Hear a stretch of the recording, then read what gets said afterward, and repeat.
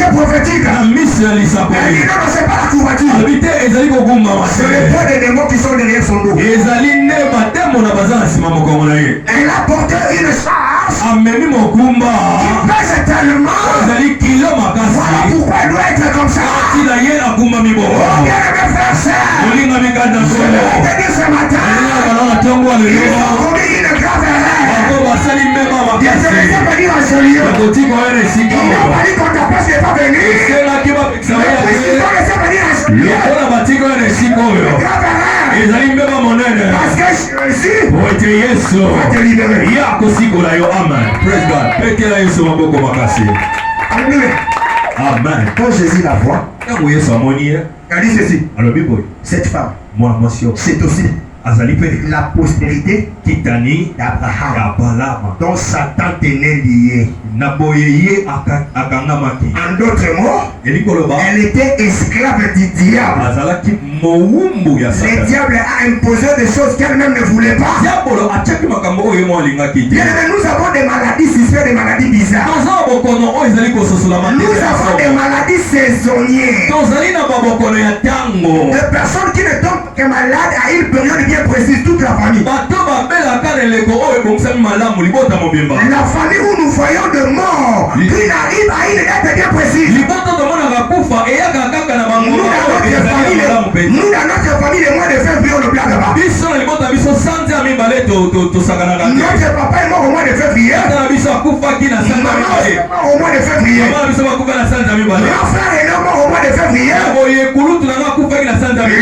Qui a donné naissance d'un enfant mort au mois de février. Donc pendant ce mois, on ne plaisante pas. Il y a remarqué de telles choses. Il ne faut pas te dire c'est normal. Il ne faut pas te dire c'est pathologique. Il faut comprendre. Il y a une loi pour faire de vous des esclaves. Afin que chaque année, vers le deuxième mois, vous connaîtrez de tels genres de problèmes.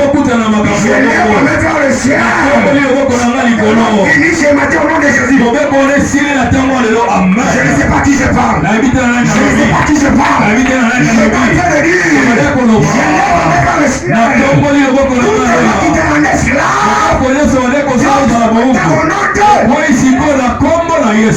Amen. Alléluia. Amen. Et je me pose la question.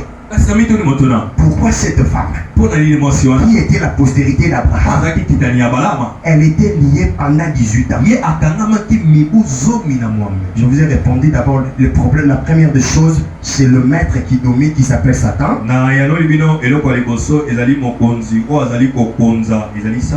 Et la deuxième des choses, qui fait que le prince soit esclave, c'est l'ignorance de son identité. Amen.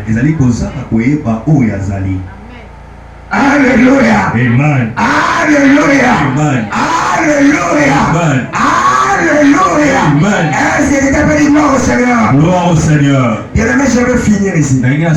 Parce qu'après moi, nous allons être bénis, vous n'avez pas l'idée. Bien mes frères, il y avait un lionceau qui traînait avec le brebis. On l'a pris dans la chasse. On devait maintenant le nourrir. L'élever ensemble avec le brebis. Alors le lionceau qui était élevé avec le brebis avait totalement eu le caractère de brebis. Du point de vue naturel, les lions sont des carnivores et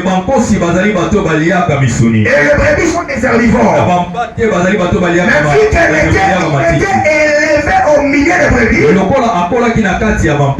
son régime alimentaire a changé. Le lion qui devait manger la viande, mais il a commencé à brouter l'herbe. Pourquoi il a commencé à brouter l'herbe? À cause de l'ignorance de son identité. Un jour, le lion était en train de faire la chasse. Toutes les brebis ont pris la fuite. Et lui aussi le lion a fui. Il a fui le lion. Alors le lion a remarqué, nous avons vu un de nous qui vient qu'est-ce qui se passe? Les lions ont organisé une réunion. On dit on va faire tout. Alors cette fois-là, lorsqu'ils sont venus chasser le brebis, toutes les brebis ont fui. Les lions ont voulu fuir. Les lions les ont encerclés. Il avait tellement peur. Il tremblait. Les lions lui ont dit, qui es-tu? Je suis une brebis. On dit non, tu n'es pas une brebis. On l'a mené dans l'eau, on l'a mené dans la rivière. On dit regarde-nous là-bas. Regarde notre reflet. Il a regardé le reflet. Il regarde ton reflet. Semblant. Il dit oui. Tu ne dois pas t'ailer comme les brebis. Aussi parce que tu n'es pas de leur nature. Donc le lion a compris que tant que j'ai souffert en mangeant la nourriture qui n'était pas la mienne, c'est parce que j'étais ignorant.